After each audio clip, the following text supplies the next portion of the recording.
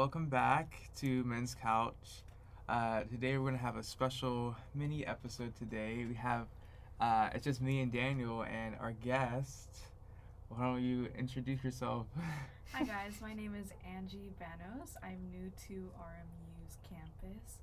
I'm a new spring transfer freshman. So Yeah. So today we're kind of inspired to touch a little bit on the subject of attachment and how that affects relationships. Um, More specifically, I guess like friendship styles and attachment. So we are kind of like inspired to talk about that because I think it's like important to have that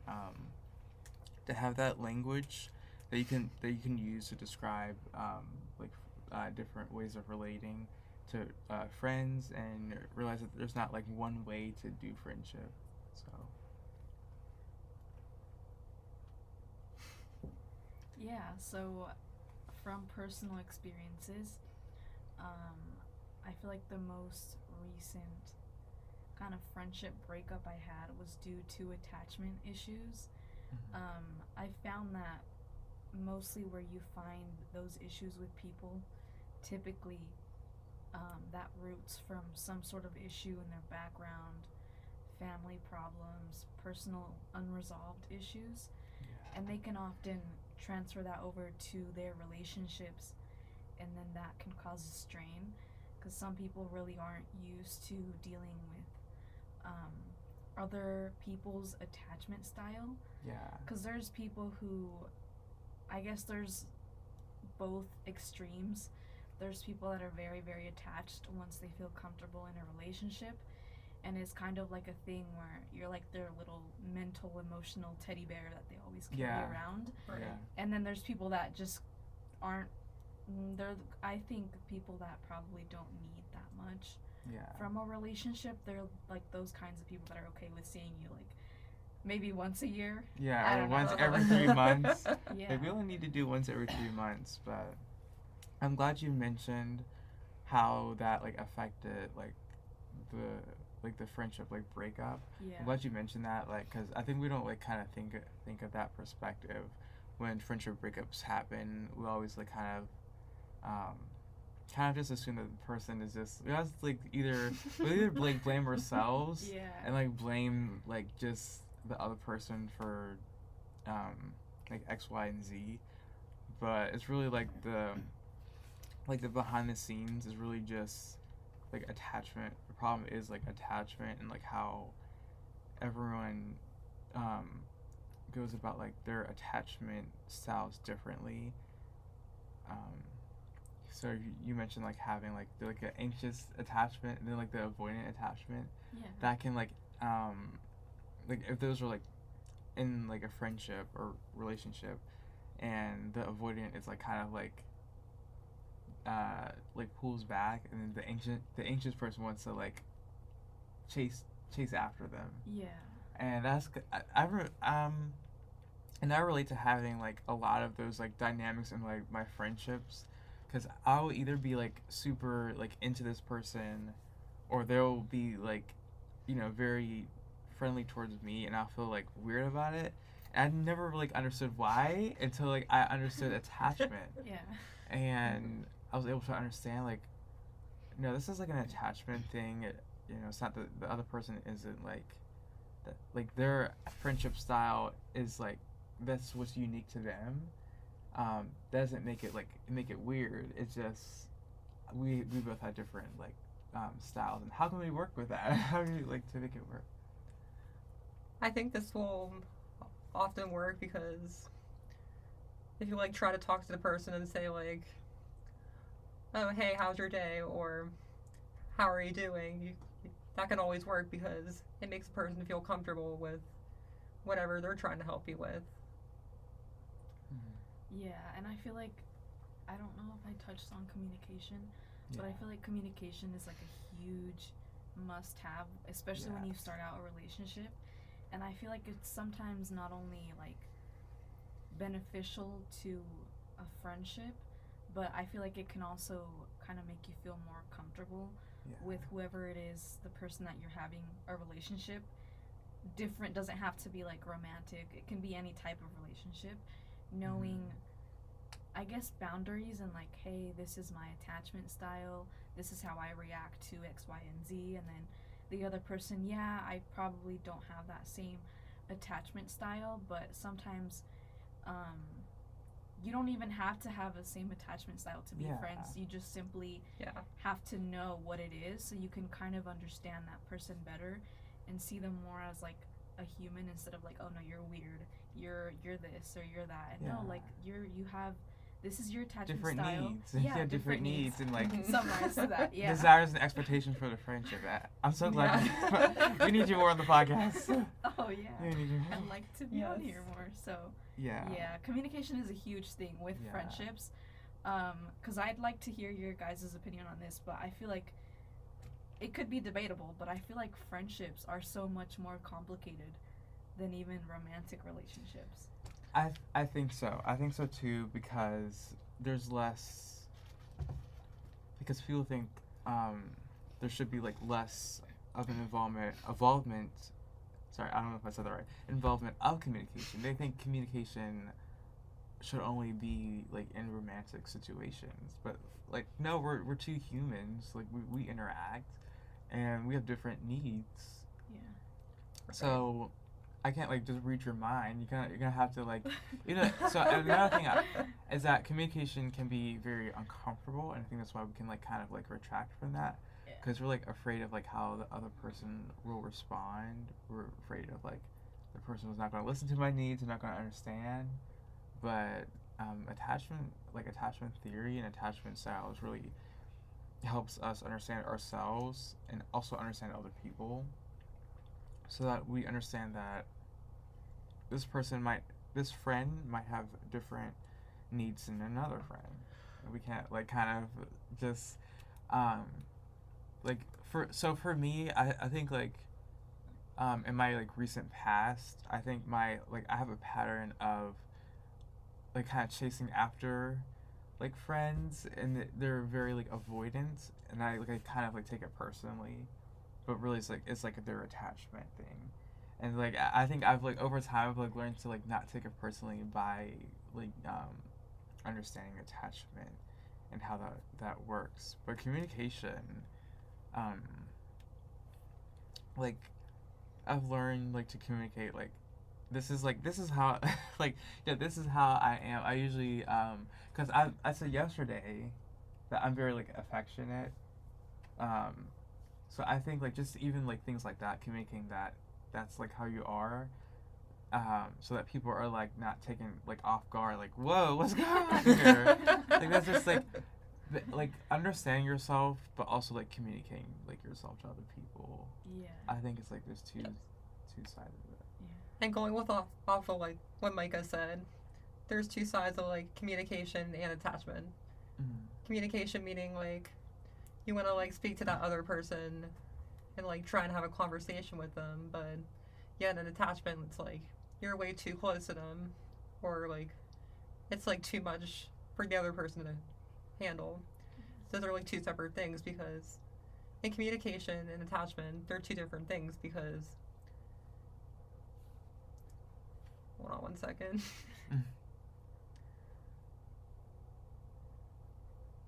Like say like you're trying to talk to another person, and the next thing you know, you're like so attached to them you just like can't stop talking to them. That's what it's like. Yeah, I feel like there's definitely, I mean, obviously we would all be able to understand this through communicating, but I feel like there's patterns that between types of people and their ways of communicating and their ways of attachment, because I've had relationships where their attachment style is avoidance, and that same there's a parallel between avoidance and avoiding communication too. Where they kind of like, I don't know if it's like their own personal wall that they build up for other people, and that's why they are okay with having friendships like distance friendships, and then they struggle with having like, I say intimate, not in like a romantic way, but like a one-on-one Like where intimate you're- friendships. yeah. where you're Yes. trying to have a conversation with them about vulnerability or boundaries or whatever, and they kind of avoid Retract. doing that. Yeah, they Yes. retract. Like Yeah. when I think of that, I think of turtles, because Yeah. they do that, and I think there's parallels between styles of attachment and styles of communication. So I thought I was the only one that that struggled with this, with understanding that, because it's just like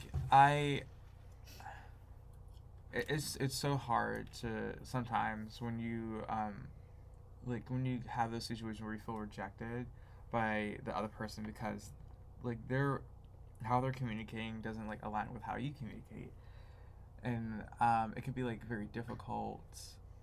Like you just said everything that I was thinking and like how that does work, and I think we need to see like because we know there's secure attachment, so I would say like my perspective or definition of like secure attachment is like people, even though the two separate people have different attachment styles, are able to like still try to work on the friendship or relationship. They're still able to try that and like see past that and still try to make it work. That's why I see like as a secure like friendship. And I think like a huge problem is like assuming that like people are gonna like kind of like reject you, so then you might like go into like the avoidance strategy, like building walls, and or you might go into like the anxious strategy, like oh my gosh, I gotta do everything to make sure this person doesn't like reject me, sort of thing. yeah. Yes. Yeah. No, I feel like I was gonna say something and then I kind of Lost the thought. Oh, yeah. So I feel like patience is also a huge thing. Yes. Because, again, like, people do have different, like, ways of attachment, ways of communication, ways of showing emotion, whatever it is.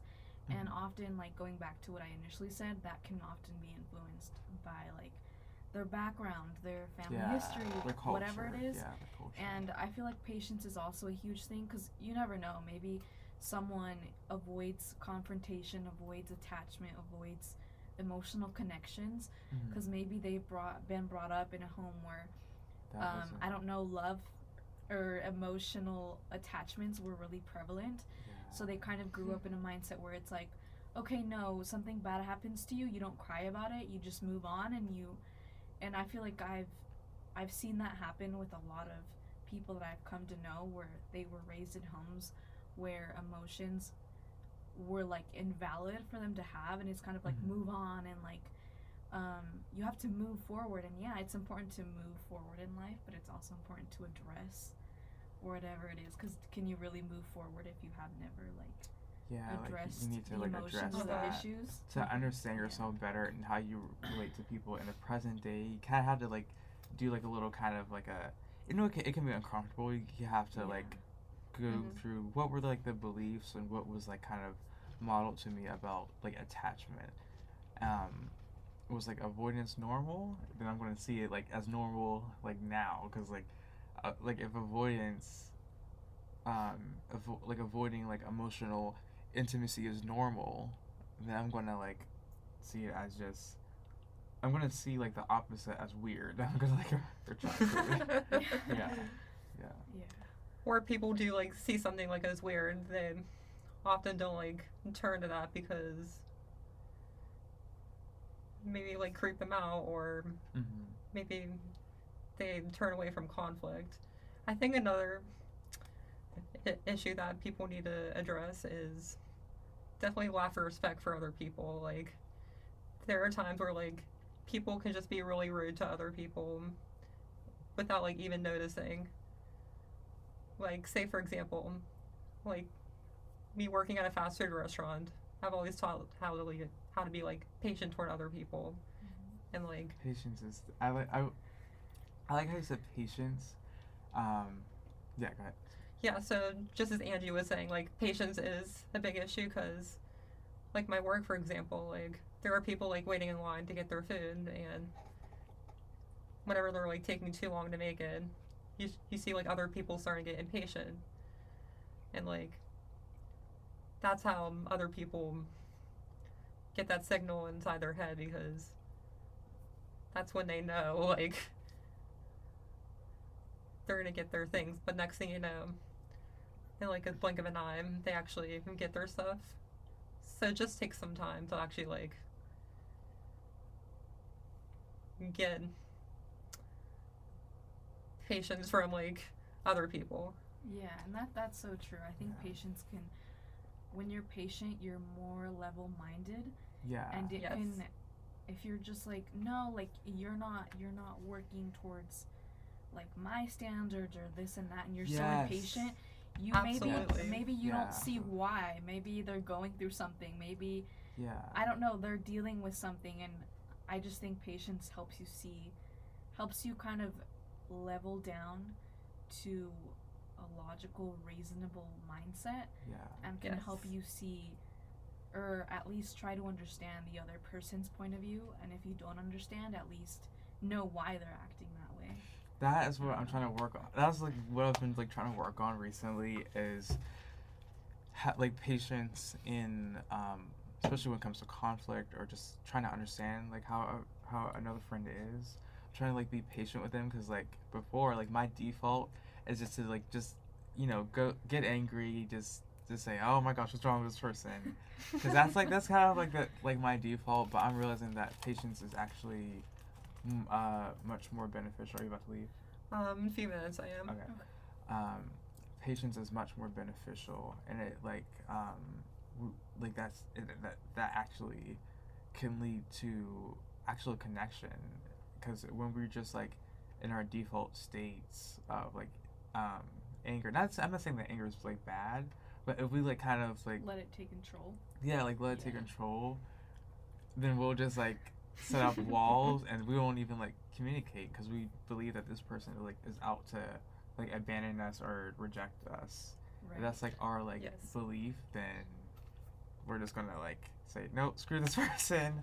We're gonna do like all those things instead of just like patience is just more of like you acknowledge like your anger, but you also develop a perspective, a more clear perspective of the other person. Yeah. Yeah. And Mhm. also, like, patience is healthier. Yeah. Because, okay, if you're impatient because the relationship or a certain situation isn't going towards the route that you'd like it to go, okay, being impatient, what is that going to accomplish? It's going to give you stress. It's Yeah. probably going to scare the other Mhm. person away. Yeah. Because I don't think I've ever seen impatience actually work in a relationship. It just brings a lot of stressors into that tension. It's unhealthy for yourself too. You're That inner stressed, you're tension is anxious, like, you're nervous, you don't know what's going on, Yeah. and you can't resolve anything with impatience. If anything, you just prolong the issue. The problem. Yeah. you And just when it pro- starts to get like a little too much, then you start walking away from it. Yeah. Yeah. You like Yeah. I feel like with being patient, because especially like for men, we're trying to like understand like those characteristics like patience. It's not like weak. It's not like you're giving into anything. It's just it's actually like takes a lot of like strength and courage to be patient for the other person, because you're seeing this person in a better Humane way. yeah, a humane way, instead of Yes. just like seeing them just like about just about their flaws. You're always like I feel like we're always like just seeing we can Pessimistic. yeah, like pessimistic. See, that's why you're on the podcast. We can be just like so pessimistic about people, and that makes us build walls up, Yeah. and it doesn't like allow for like new connections to happen. And people are doing it like in a passive aggressive way. Yeah. Oh, passive aggressiveness is, yeah. I feel Uh-huh. like the best way is to just be assertive, and often that indicates being patient. So, Yeah. Right. yeah. You have to go to class. Yeah, to like leave in a minute. Okay, Daniel's gonna go to his class. So I'll see you next week for a new podcast. All right. Thank you. Bye. Bye. Bye, See Daniel. ya. Yeah, I think patience, especially like when it comes to attachment, um, I think patience is the opposite of anxious attachment. Because anxious attachment is like always. Oh, sorry. Anxious attachment is always about like you're always trying to uh, like your friendship style is always like be so close to that person like all the time, but that could be like suffocating to like the other person. Yeah. And being patient with the other person to like come on their own time, that takes a lot of like it takes a lot more like strength to do that. Yeah, it takes a lot of self control, and there's coming from experience with that little recent friendship breakup. Um, I think a lot of it was rooted in that attachment style, the anxious attachment, where it has a lot to do with patience and understanding, kind of in a way, the other person's mental journey and how they are. Mm-hmm. And then sometimes people can struggle with seeing that and understanding somebody else's journey and mindset at the moment, and that can often create like tension. Mm-hmm. When even like tension that can come from little things like, hey, you weren't picking up my phone, like Yeah. what's going on? Yeah. And it probably hasn't even been enough time to even ask or be worried. Yeah. But yeah, it's about attachment. Attachment style is a huge thing. Mm-hmm. Emotional style is also a huge thing. So yeah. Yeah, it's like so interesting when because I excuse me, I've had like just which were I've had like I guess what I would say like avoidant friends that have like they kind of were like so interested like in the beginning, but then like as I was trying to like kind of get to know them on a more deeper level is when they kind of sort of distance themselves. I don't know if you've had that before. Ooh, okay. Before we get into that, do you know your attachment style? So I keep like talking to my therapist about this, about like my attachment style, and I feel like it can be different, like depending either on the friendship or like the time in my life. Because before, I would say like maybe like in early high school, I was more like avoidant, because I had like because of like everything that was going on at the time. I didn't know how to like establish like authentic friendship because I was always like kind of afraid that someone like would reject me. But I would say now I'm like it's leaning towards more secure. Like where it went kind of like towards like the anxious phase where I'm like always trying to um always trying to not get rejected by like over like maybe over communicating with the other person. Now I'm just like what you said, like more patient and trying to be like more secure in myself and allow this person to be like allow them to be like a human being. Yeah. So I think it's become more like secure. At least that's a goal. But you know, some I have like my slip ups of like what I do. So Yeah, I mean, we are human. yeah. We do make mistakes, and that's valid. Mm-hmm. I think a very, I guess our look forward to should always be improvement, Yeah. and also being able to recognize that we are not perfect and that we can make mistakes, and also understand that other people can also make mistakes. Mm-hmm. Mental health, especially everyone's mental health journey isn't like a straight line where you kind of know, okay, this is what route I'm going to take, and then I'm going to do this, and then in a couple years I'll be here. Mm-hmm. It's kind of a learn along the way thing. It's And not sometimes- predictable. And sometimes you can fall over and over and over and over, and it sometimes has to take a lot of things to make you understand yourself and begin to open up in understanding other people as well. So Yeah, I think going through like my own mental health journey, it's helped me to have more empathy for other people and like their behaviors. It's allowed me to see, not like internalize so much, or personalize or internalize so much, because I think huh? Oh, I think I've had like a huge problem with that in the past. Is like internalizing like this person's like avoidance Um, but I feel like there's a lot more to the situation than we think. Like if someone is like kind of like like pushing you away, I feel like there's like so much more to them than what we know. Even though it doesn't seem like it. It looks like they're just like rejecting you, but maybe they're like afraid, or maybe something's going on in their Yeah. life. Or they might be an introvert. Yeah, they might knows? be like it, and then just like personality like goes into that as well. Yeah. Yeah. I haven't really delved into learning my attachment style, but Mhm. inferring from certain points in my life, I feel like I might be, I don't know, close to the avoidance Mhm. in certain areas of my life. Because I don't know, I feel like I've grown in a lot of ways, especially during my last high school years. I kind of used to be the person who always needed to be around people, Mhm. and I couldn't, like, not ever eat lunch alone. Like, that just gave me anxiety, like, being by Okay. myself. Yeah. And then going through certain friendships, going through certain experiences, I learned to be not only like be alone, but be happy being alone. Yeah. And that doesn't mean I'll push people away, but I'm kind of on the spectrum where if I have friends, like genuine friends, that's okay. Mhm. But if not, like I'm okay being alone.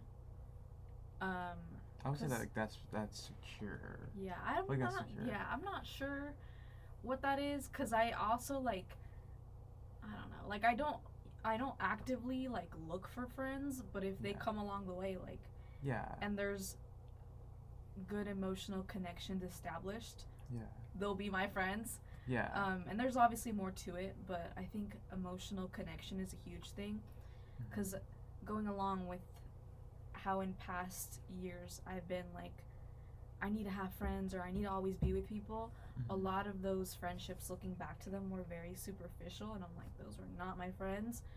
So I think Mhm. I value having quality over quantity, Yeah. and how well those emotional connections are established, and not just calling whatever person I may see in the halls my friend, but Yeah. people who I genuinely have a connection with respect me, I respect them, and that's kind of the foundation. But Yeah, like there's more boundaries when you're like describing like the word friend. yeah. So I feel like that's like more of like a secure mindset where Okay. where you're like okay, you're content with being by yourself, and you're not so anxious to like interact with like everybody out of like your fear of like loneliness, because I think that's like a huge fear.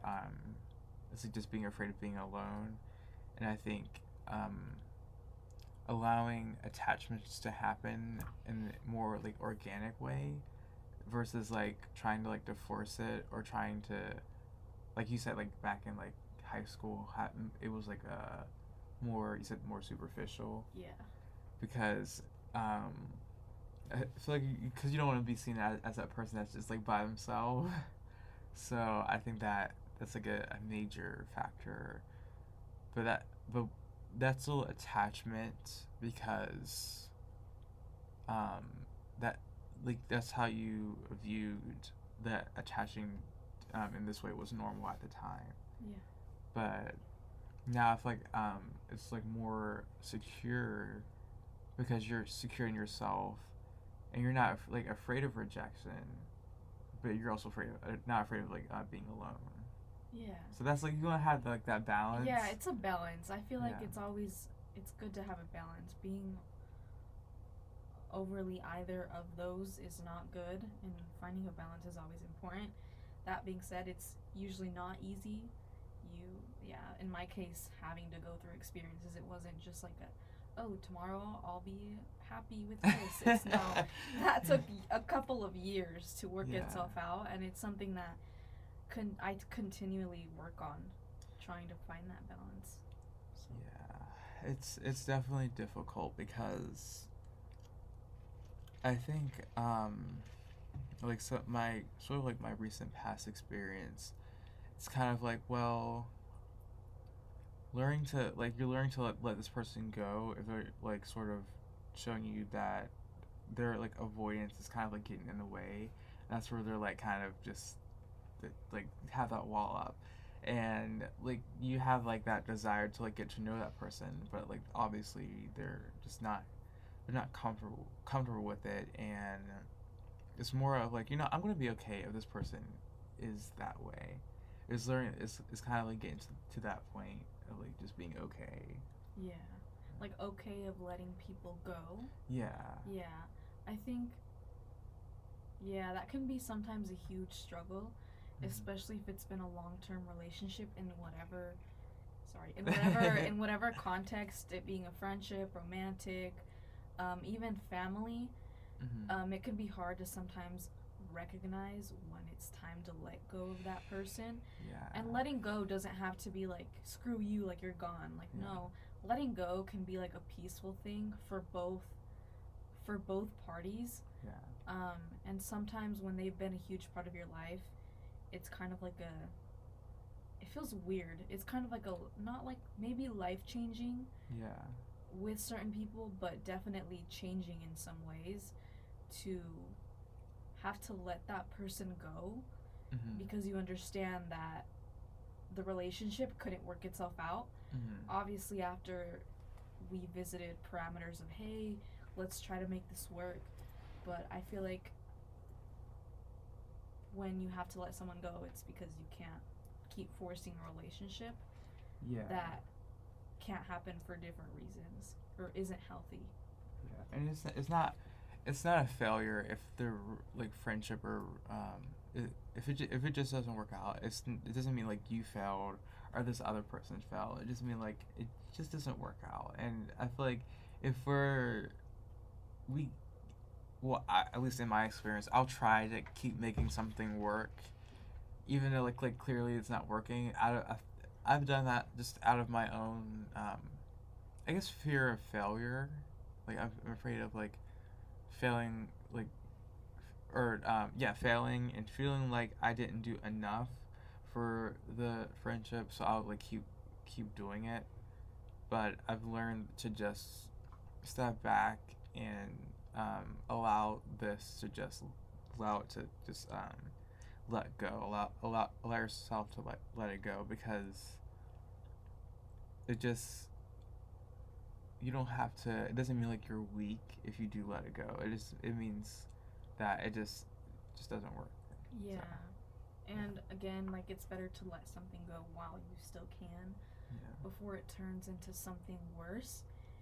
And I think it would be very, very difficult, if not impossible, to say, oh, this relationship failed just because it didn't work out. Because even if it didn't work out, it didn't fail, because I assure you, like almost 100%, that you learned at least one thing from that experience. And if you didn't learn anything new, you simply reinforced something you already knew. So, I mean, you learned something, and often than not, it's very difficult to learn something without going through it.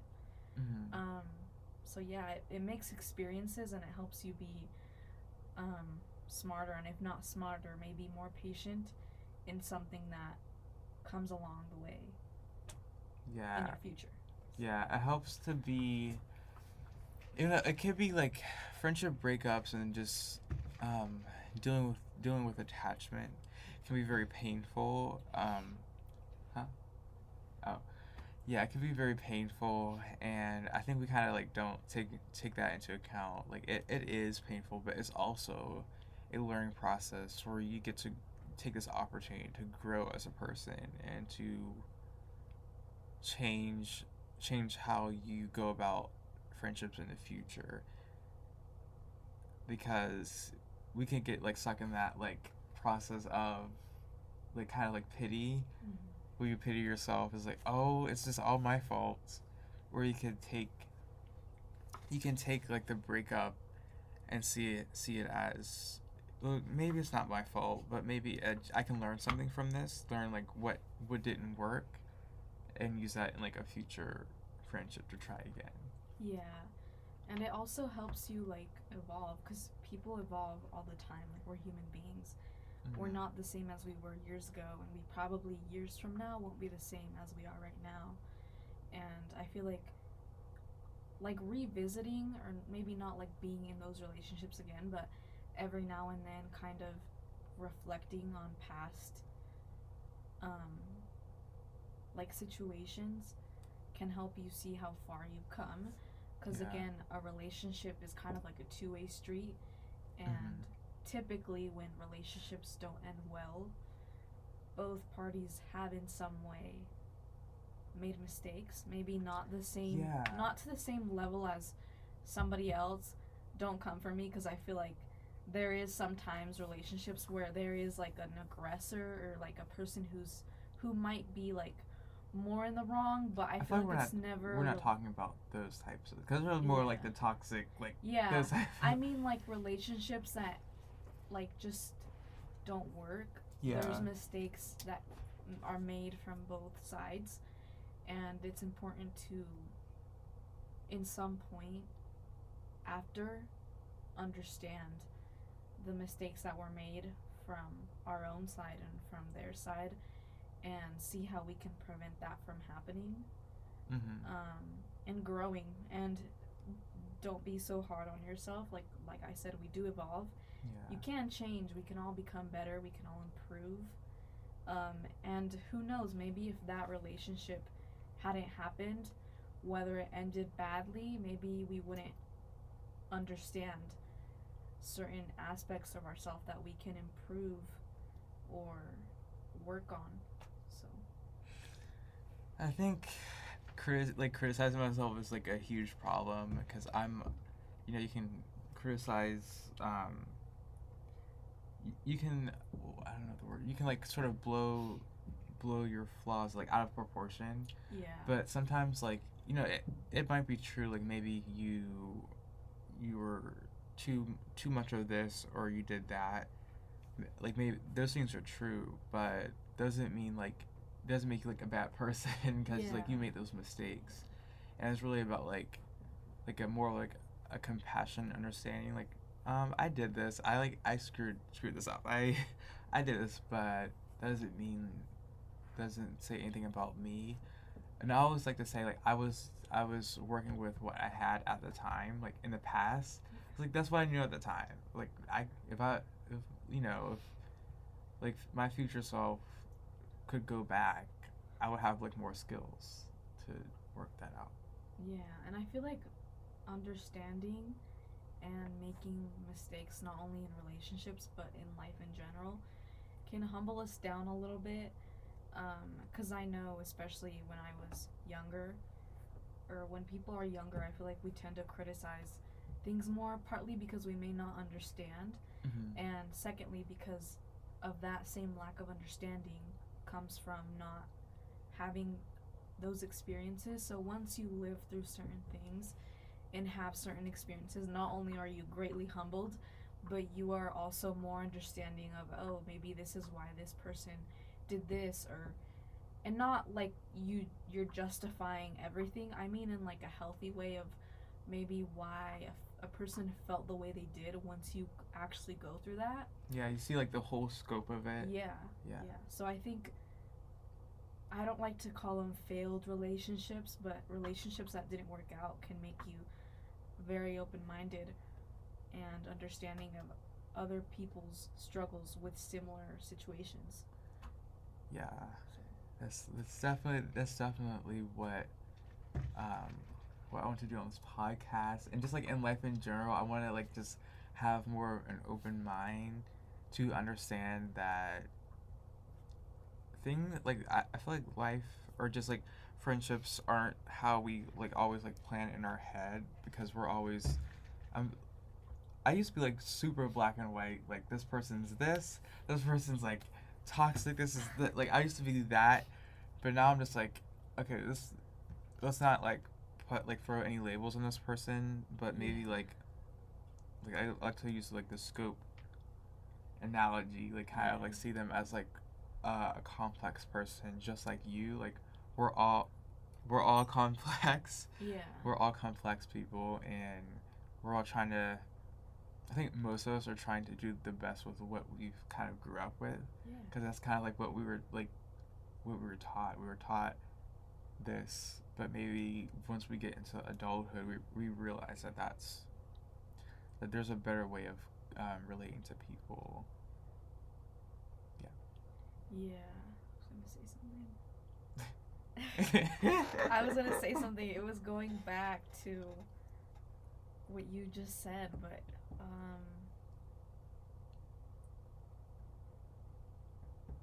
wait, recap on what you just said. I might remember. Okay, what did I say?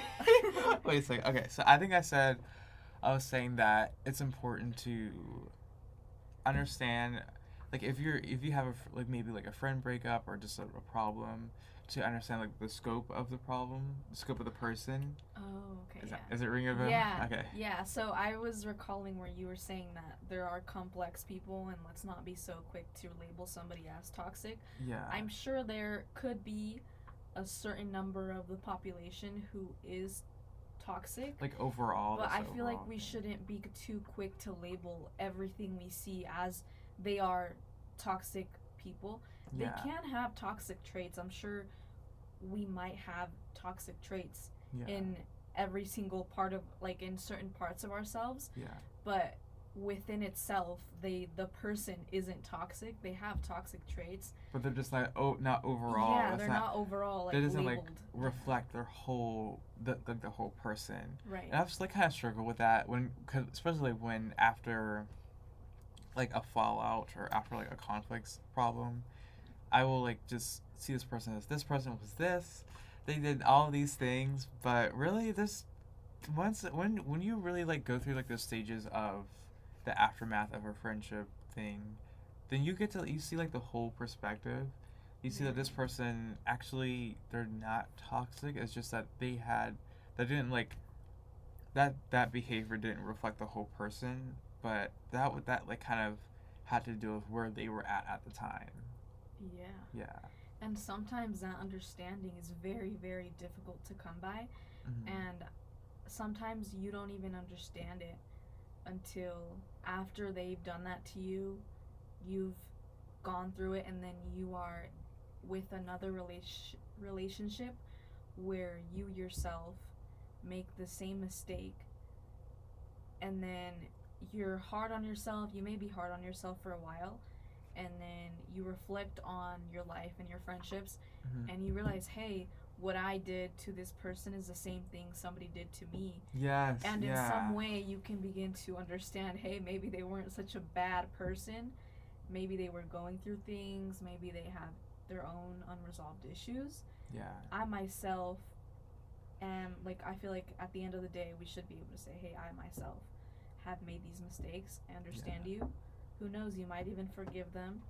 And I don't know, and I feel like that is very difficult to also come by when you're young. Mm-hmm. Sometimes it takes years of experience to go through all of that, and you begin to be more open-minded and not crucify people for their mistakes. Yeah. So.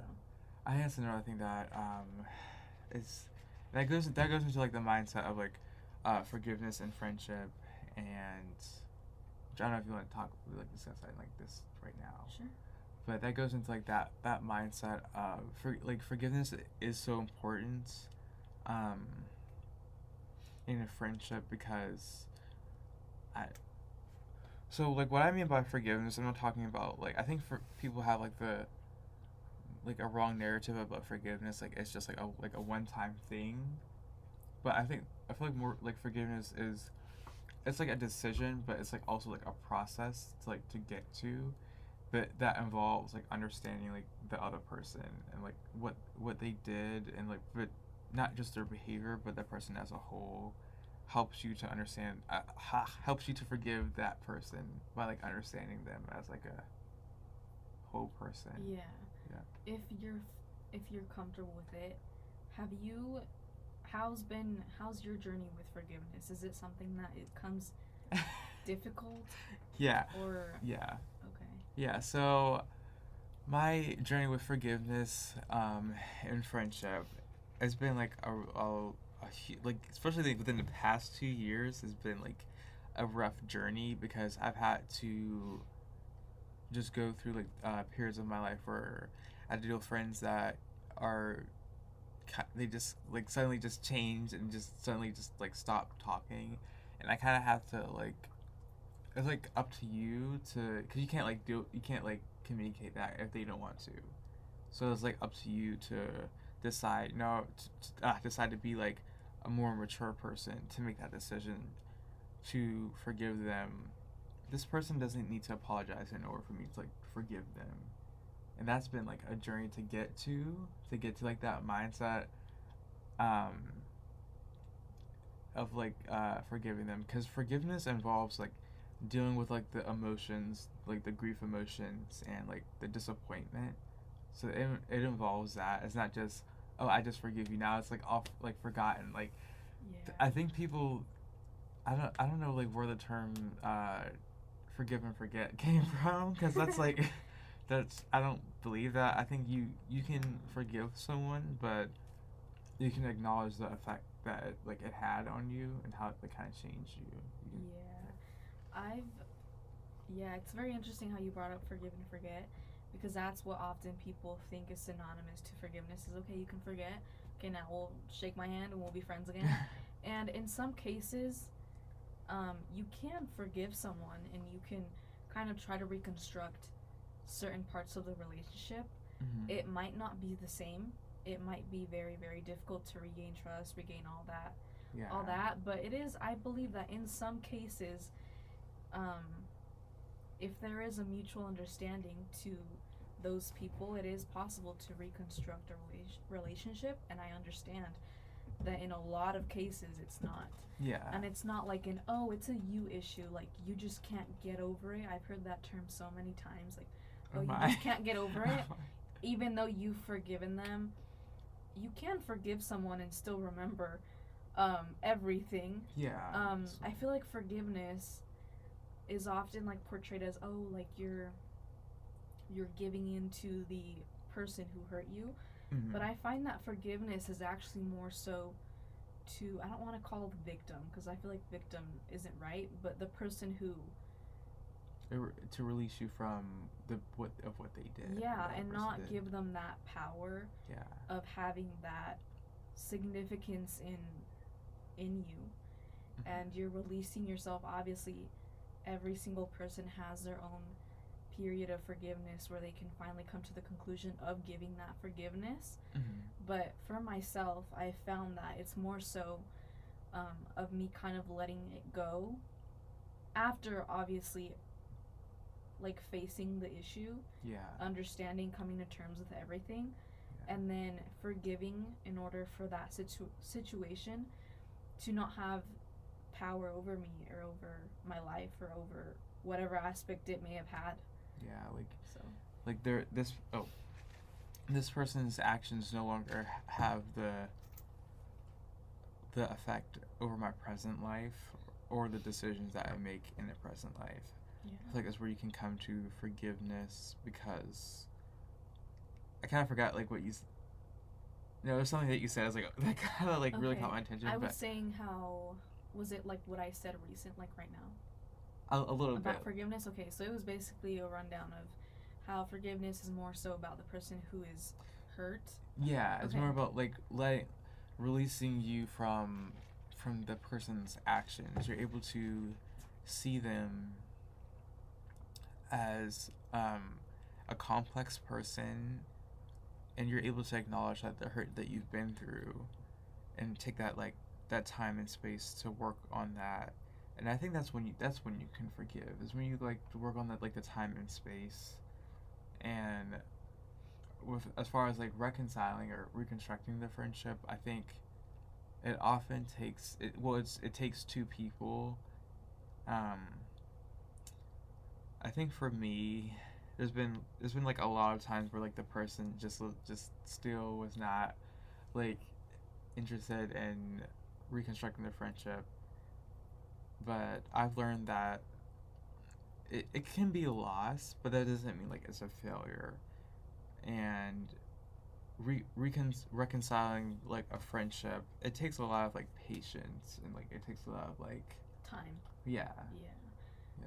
No, that's true, and I feel like when it comes, I feel like reconciling and reconstructing a relationship where there's already been damage done is more delicate than simply just forgiving someone, because reconstructing and reconciling means that you've already gone through that process of forgiveness, and it would also indicate that you've seen some sort of growth within the other person.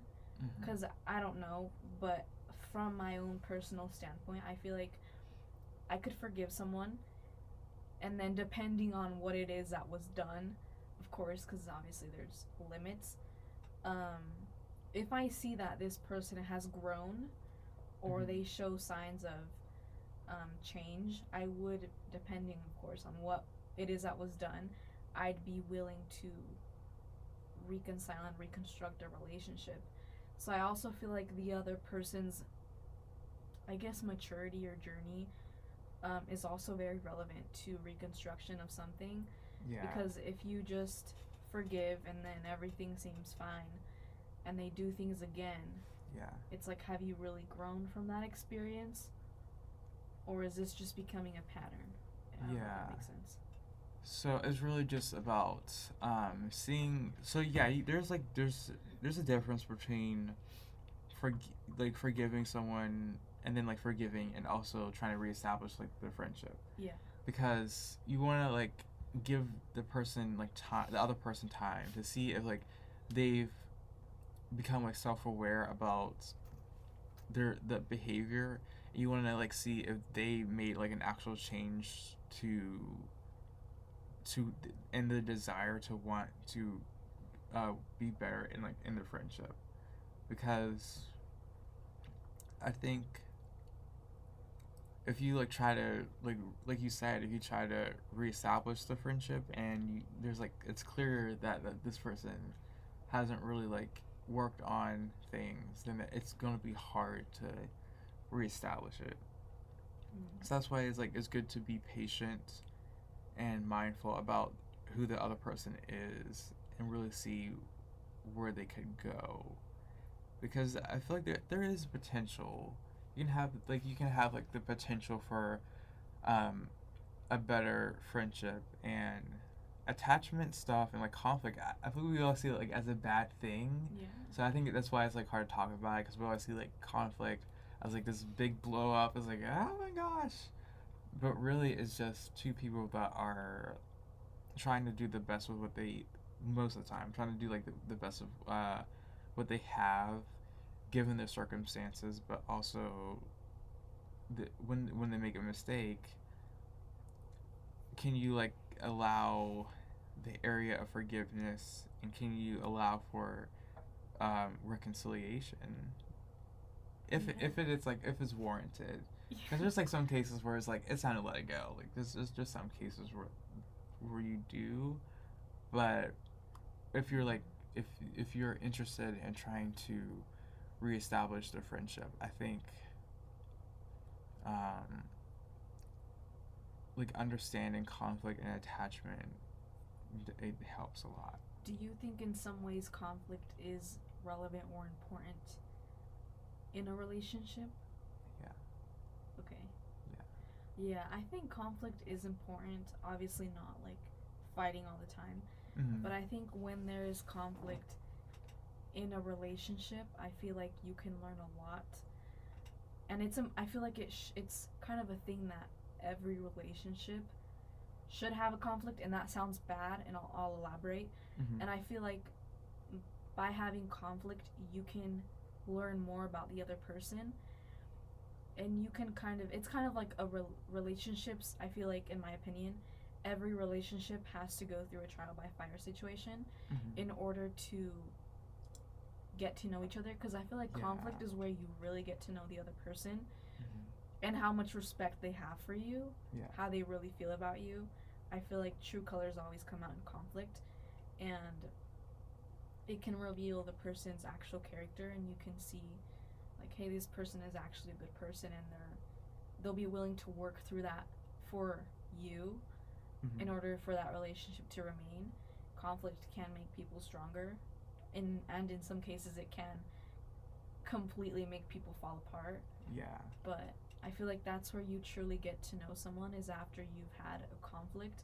Obviously, too many conflicts is also a bad thing. I feel like that's also kind of a warning trying to tell you something about the relationship. Maybe it's not healthy, or maybe there should be things that need to be changed. But I think conflict is very much essential in a relationship. So Yeah, I feel like there's a huge problem with just how we view conflict. Especially me, I've always just like growing up, I've always felt like conflict is very like we shouldn't have conflict. Everything should just like be happy. Like everything has to have like be in harmony. But I think we need to kind of change like what's right there, the connotation or the narrative the of narrative, conflict. yeah. It has like a bad connotation to it. So we're just like, oh, I think that's when we become like avoidant to conflict, or even like avoidant of like friendships in general, because we're afraid of like conflict coming up, and Yeah. that vulnerability of conflict. We're afraid of that because we think that means it's the end. Yeah. But maybe it's the beginning. No, that's so true. Yeah. I feel like conflict is definitely something that we should strive towards changing the narrative more, and also confrontation. Because people, when they hear confrontation, they probably think of like people fighting Yeah. or arguing, but confrontation is simply just addressing whatever it is to the other person, or setting boundaries, giving feedback, or in some cases it can be arguing. But it shouldn't just have that, like, the negative side be the face of the word confrontation. Yeah. So. Like it shouldn't just always be like, and I guess because like high school, like going through high school, you kind of see like how conflict is dealt with. Yeah. Like through like other students is like kind of like in your face, like this is what you did and all these things, and that's not really.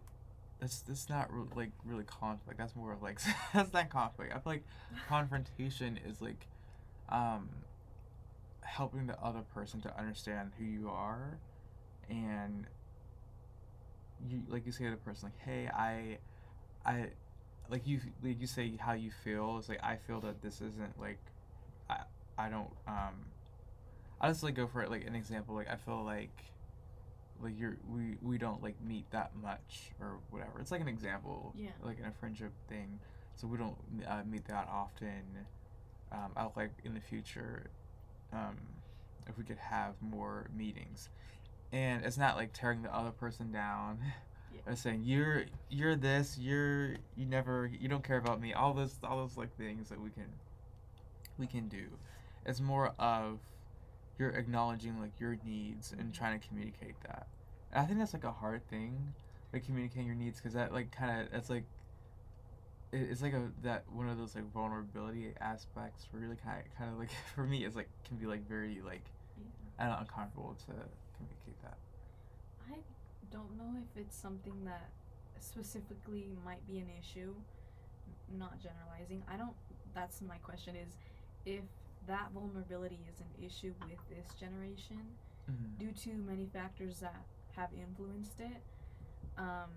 But I have found that it can be very difficult to have confrontation, and not in the negative way, simply just setting boundaries or saying, hey, these are my needs. Like, I don't know, I'd like to see you more often, like to hang out more often, or hang out less often. Yeah. I don't know, because I have had situations where I've seen people address their concerns or whatever it is, and then the other person's kind of like, you're bold, or like, you're so upfront, but I feel like that's not a bad thing. Like, I feel like it's a good thing to express your needs And be honest. and express expectations, and be honest about the things that are going on. And a lot of people view that as very scary, and they don't want to have that vulnerability, because that is in a way like expressing your needs to someone else is being vulnerable, because you're letting them in on more of who you are. Yeah. Of who you are. Yeah. And I think I always see like vulnerability and like shame on the other side of like the coin, because I feel like that that definitely affects how if you feel shame about who you are and your needs, then you're probably not likely to express them in the first place. And I think that that's my struggle, is that I I'll keep quiet because I feel shame about something, or feel like once a conflict comes up, I'll feel like shame, like I don't know, Yeah. like this shouldn't be happening. But um yeah, I think that can, I think, and fear, because you're like afraid of like the conflict. Because if you, and I would say, like, if you're like kind of grew up in an environment where like conflict threatens like security, like maybe um like abandonment was a thing, and you're like afraid of that, can lead to like a fear of abandonment, because I don't know, I would say like your parents. I'm not saying your parents. I'm saying Like, yeah, in like general. in general, Yeah. your parents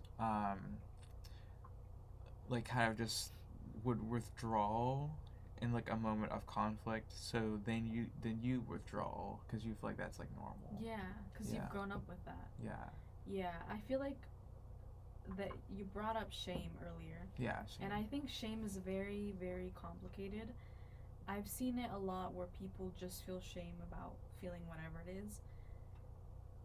And a few of those times it's been because they've addressed it before, and they've been told, oh, you're too much, or oh, you have too high expectations.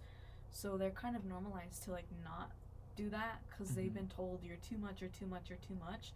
So whenever it's time to express their vulnerability or express anything about how they may feel about anything, they don't speak up because they've been told, speaking it will get you rejected. yeah, or that Yeah. you'll be too much, and Yeah. that's where that fear comes in being afraid of what could happen with that. So Yeah, and it's like you're not too much. It's just you have your needs. It's different than the other person. Um, I think I've dealt with this, and I've said this many times on the podcast, is because I'm a very sensitive person, and um, I need to like understand like how that works. I don't know if you know what an HSP is, like highly sensitive person is. Okay, so yeah, I would like recommend looking that up. But okay. so I've like kind of learned to accept it, and not, because if you shame it, then you will feel like you're too much, like you're being like too much for the other person. So you you'll um like avoid that, um you'll avoid vulnerability because you feel like it's too much, if that makes sense. Yeah. Yeah. Which is, yeah, I imagine that it can be hard, especially throughout your earlier years, when I'm not saying that all friendships are superficial when you're younger, but a lot of them tend to be. And I feel like having that, especially early on in life, can be very difficult because you may be surrounded by people who don't understand, or who don't want to understand, who may not know what that is, and be more close-minded about how another person may be feeling. Yeah. And I feel like there is a possibility that it can get better when you become older, because you begin finding like your community, your people, Yeah. people who are connected to you on an emotional level, and even though they may not have that as well, they're willing to understand, Yeah. and willing to see where you come from. Yeah, because I guess like I feel like what you were trying to say is like you don't control like where you grow up, so you kind of have to like deal with, if you're like in a school where it's just, can be like, because my experience with school is like very toxic, but I'm not going to get into that right now. Okay. So it's just, um, if you're in that environment, you kind of are just kind of like stuck, quote unquote, stuck with those people, who don't who can be closed minded, until you venture out into adulthood, where you find more like minded people and can have more conversation about that.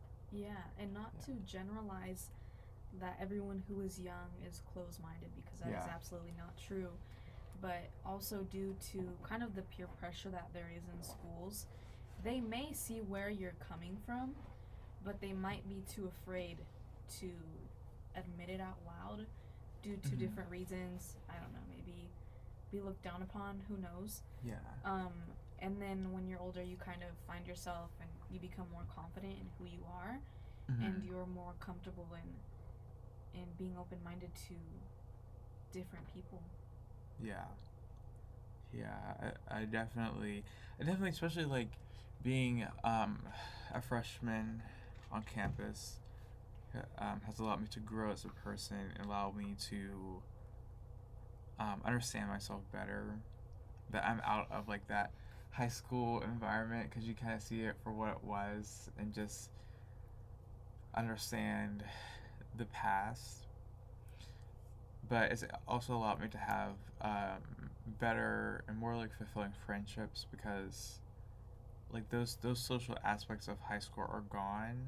So it's like more freedom to be vulnerable or to be yourself. Yeah. Yeah. And also have the freedom of looking for people and establish connections that are similar to your own or open to your own. Mm-hmm. That is very sometimes difficult to find in high school. I sometimes think of I sometimes feel like high school is a perfect um, kind of illusion to mob Mm-hmm. mentality in so many ways.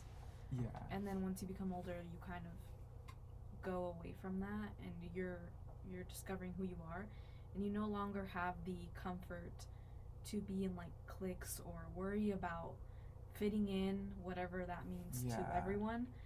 Um, and you don't, I don't know, I feel like that becomes less of a priority when you become older and you are in college or you start working or whatever it is that you continue to do Yeah. after high school. Because I feel like fitting in is like suppressing your preferences or your needs, so that you're not able to like kind of have genuine friendship because of like that atmosphere. And I think yesterday I was mentioning to the men on the podcast like how I'm like super affectionate, Yeah. but like how in like high school that was like looked down upon, and I was like kind of shamed for that. But it wasn't until like I got outside of high school that I was able to realize that, there's nothing wrong with you. That for the way you are. And I'm still trying to like be more confident with who I am, because yeah, I it's it's been a journey. And yeah, it's been a journey to get there, because you kind of like get used to like your personality is like being shamed for who you are, and then you're just like, oh wait, we get out of high school, and you're like, oh well, people actually like enjoy my company. It's like it's good. So Yeah. And I saw that a lot in high school where, like, especially the guys, it was kind of frowned upon for them to have, like, emotional connection mm-hmm. with other guys, friends. It was, it was looked down upon. Yeah. It was like, you're weird or there's something wrong with you. Yeah, that's Which is really, really it's so bad. crazy. And it's bad. It's bad because I don't know. It's sad to see people grow up in environments like that, where I'm sure that we've all been exposed to, where it's frowned upon, particularly for men, guys, whatever, to express that vulnerability just Mhm. because they're men, Yeah. which is bad, because I feel like everyone, doesn't matter who you are, you have the right to feel vulnerable, to express your emotions, and that doesn't make you weak. Yeah. Arguably or for me, weird. yeah, arguably for me, that'd make you a lot stronger Yeah. to be that vulnerable, because it shows that you understand who you are and you're okay with being vulnerable. You're okay with feeling what you feel, and not stereotypically bottling everything up Yeah. and then letting it turn into rage or anything worse, because that's not healthy and it's not right. Yeah, and that I'm still kind of like, I guess, healing from that time period where like I was rejected for being vulnerable and trying to have like more emotional connection. That was when like I was rejected. Kind of think of it, I was like, oh yeah, I was definitely rejected, and I'm trying to like heal from that. Um, 'Cause I think that's why like I think that's why men can be like avoidant to emotional connection because they get rejected by it during those years, and then they just like build walls up because if I'm going to be like r- ridicule ridiculed for it or judged for it, then why like do it in the first place? Yeah, and I can imagine that it's a lot easier said than done Yeah. to be able to change because or to be able to break away from that because when you've grown up in environments like those, it's not something where you can wake up tomorrow and be like, okay, today I'm gonna be vulnerable. I'm gonna Yeah. cry. I'm gonna feel what I feel. Yeah. Although I do think there's a fine line between expressing your emotions Hmm. and letting them take control of your life. Yeah. I do think it's very much necessary to feel what you feel. And it takes a lot of strength to not let that control your life. Yeah. Because that's also not healthy. But it is healthy to express your emotions. Yeah.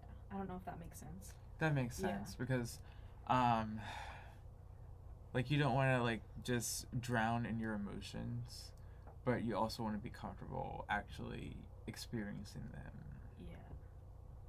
And I think that all goes back to balance. Yeah, that balance that we try to have. Um, okay, so yeah, this has been our podcast on attachment and friendship. I feel like we've just learned so much, just even through this conversation. I feel like I learned a lot of new things, and just being open to new things. I think that's like the goal of the podcast. Yeah. And it's also fun to see different perspectives and to see things being addressed that I imagine a lot of us have been thinking or thought about Mm-hmm. and we've never put them out there. So it's also Yeah. fun being on a podcast that is open to hearing perspectives and opinions and just overall a view of a lot of mental health aspects. So, yeah. I'm glad to have you on the podcast, Angie. Thanks. I hope Yeah. to be here more often. Yeah. Woo! Woohoo!